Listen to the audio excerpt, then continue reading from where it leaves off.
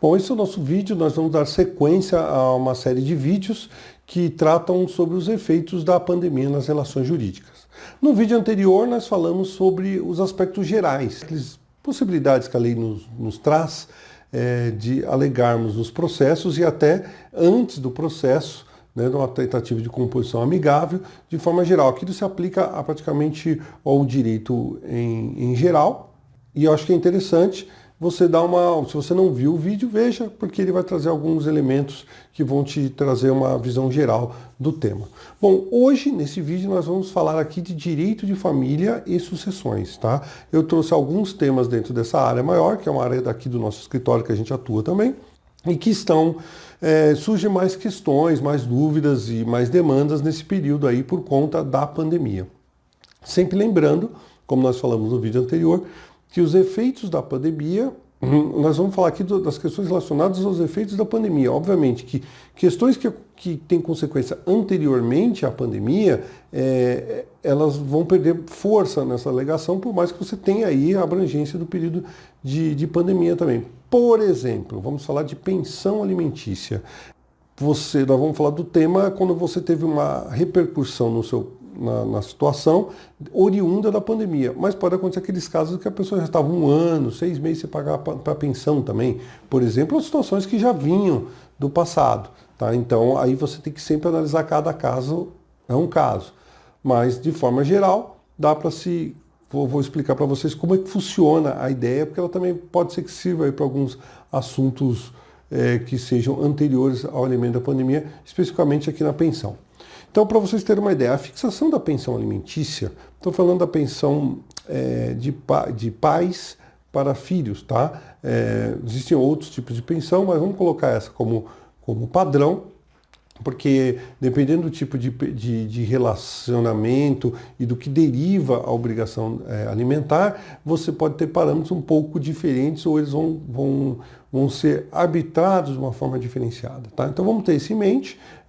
Obviamente que se você tem uma situação um pouco diferente disso, recomendo, e mesmo uma dessa você vai precisar de um advogado, então ele vai saber te explicar isso. A ideia é mais para você ter uma visão geral do tema. Tá? Então, quando vai ser fixada a pensão alimentícia, você vai ter 2 elementos: possibilidade de quem paga e a necessidade de quem recebe. Então, esse é o momento, no momento da fixação, é isso que é feito. Então, o juiz vai lá e olha e fala, olha, a criança tem essa necessidade, o pai tem essa possibilidade, ele vai chegar num valor e vai falar, olha, esse é o valor que, avaliando essas 2 questões, fixa o valor da pensão.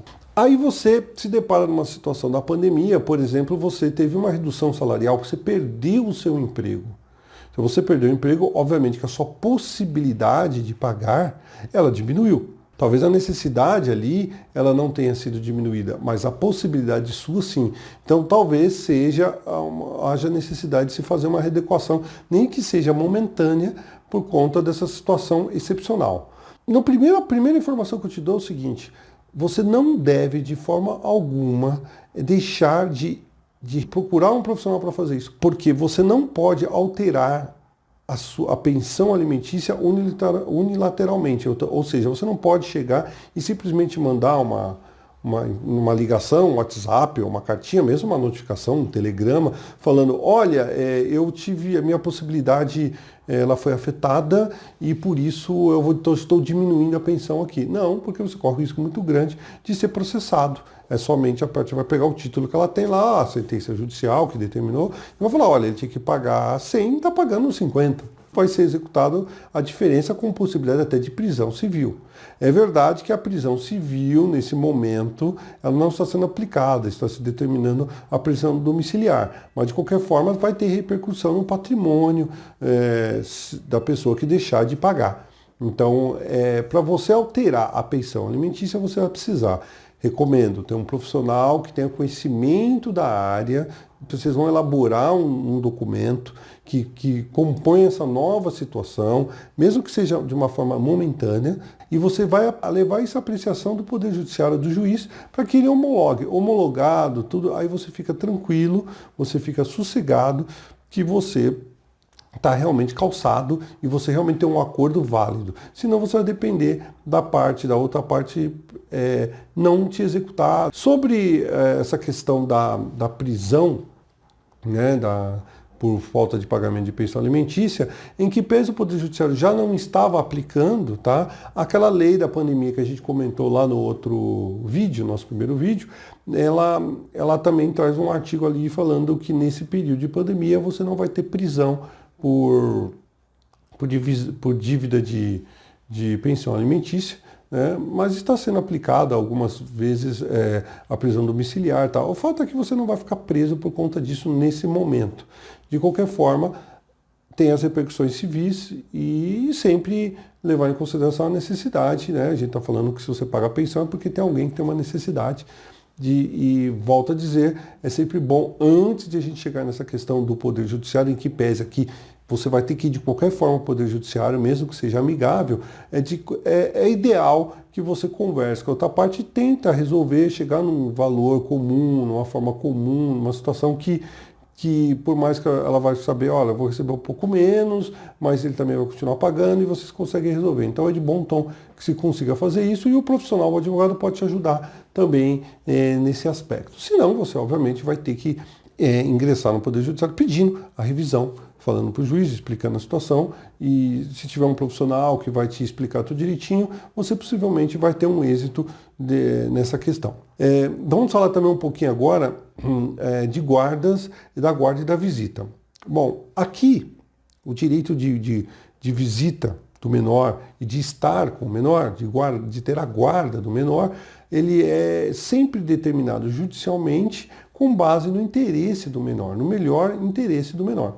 Vamos imaginar que a guarda estava com a mãe, por exemplo, a guarda que ela está com a mãe e o pai tem direito de visita determinados dias. Porém, por alguma situação pontual, excepcional, aquele pai é um pai mais exposto, ou até a mãe, ela é uma pessoa mais exposta aos efeitos da Covid. Então pode acontecer dessas regras de guarda e de visitação serem alteradas por um momento, vamos dizer, de uma forma momentânea, para evitar que esse menor seja atingido, sofra consequências dessa situação. Um pai médico, uma mãe médica, uma pessoa que trabalha na área da saúde.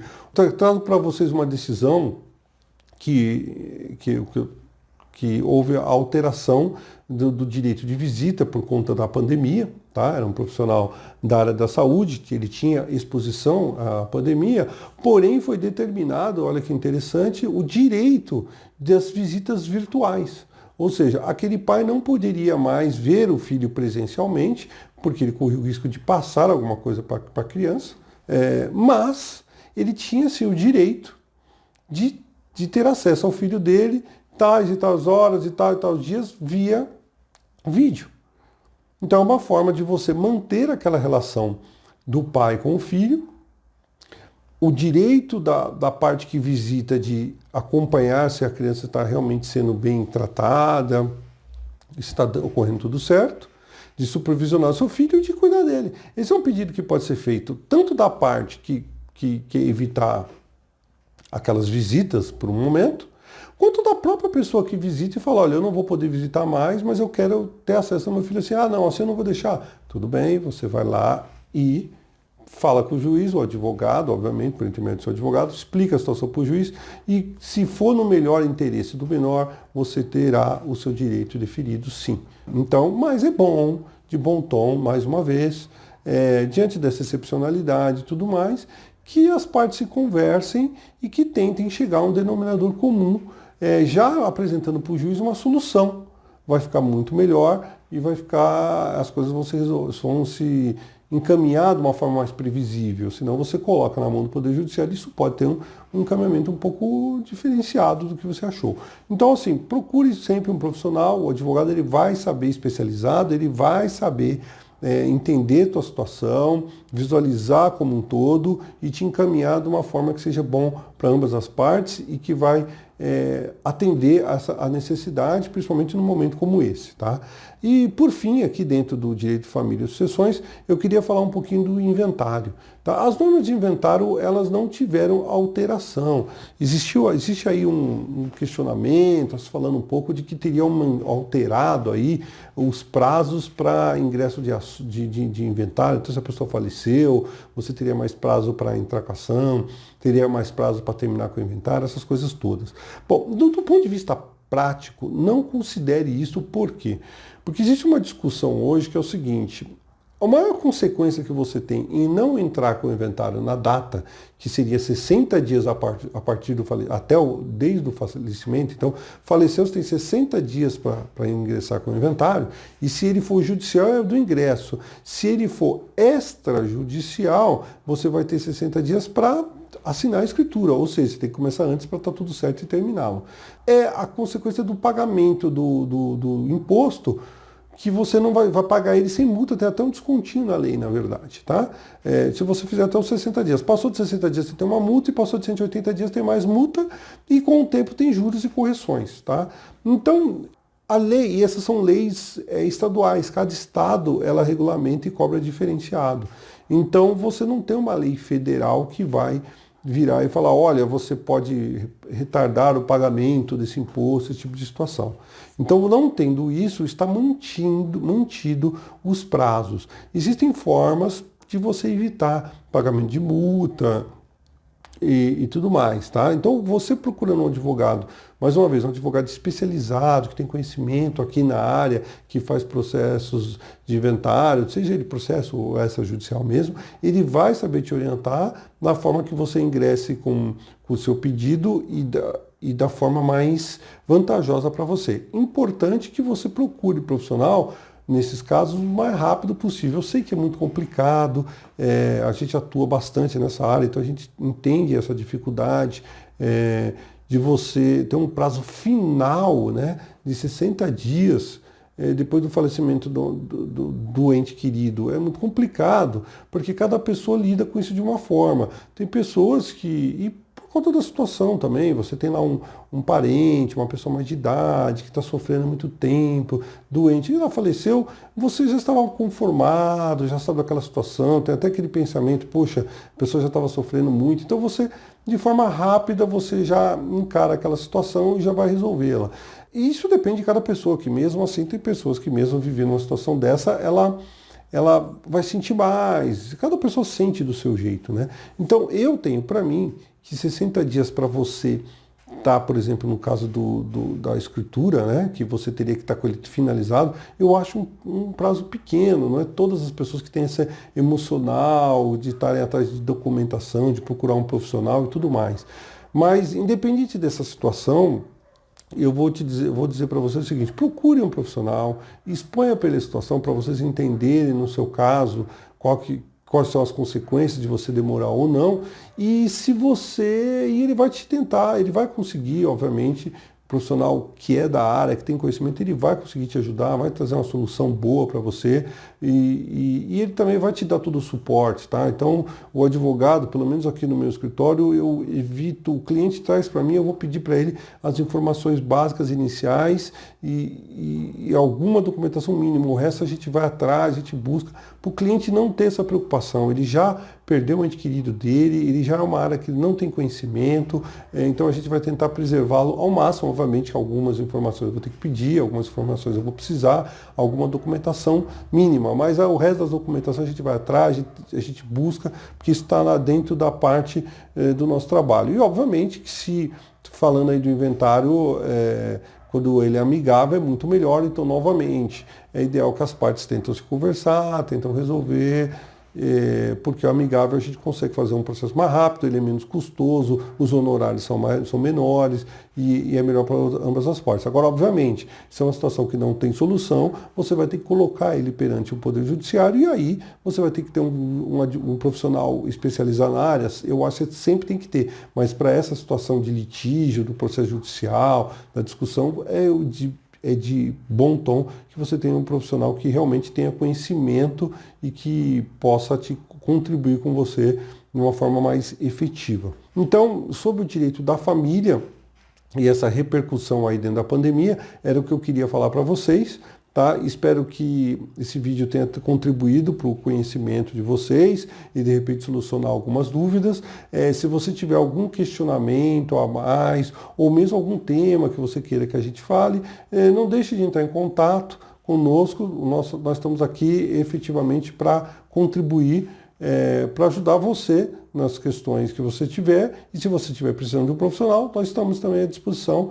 Eu agradeço a audiência de vocês, espero vocês para o nosso próximo vídeo. Nosso próximo vídeo nós vamos falar, deixa eu dar uma olhada aqui, nós vamos falar sobre contratos, tá?